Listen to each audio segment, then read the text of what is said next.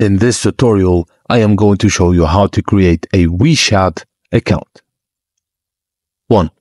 Go to the Apple Store or Google Play Store on your phone and search for WeChat. Then download the app. Once downloaded, install the app on your device. Next, locate the WeChat app icon on your device's home screen or app drawer and tap to open it. If you want to sign up using your mobile number, tap on Sign Up. Select Sign Up with Mobile and choose your region code from the drop-down menu. Enter your mobile number and set a password for your WeChat account. If you prefer to sign up via Facebook, tap on Sign Up and then select Sign Up via Facebook.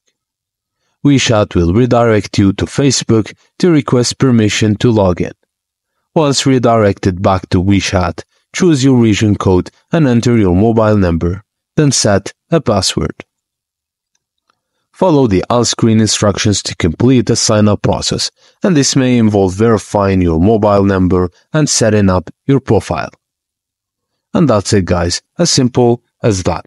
Thank you for watching, and please don't forget to like and subscribe for more.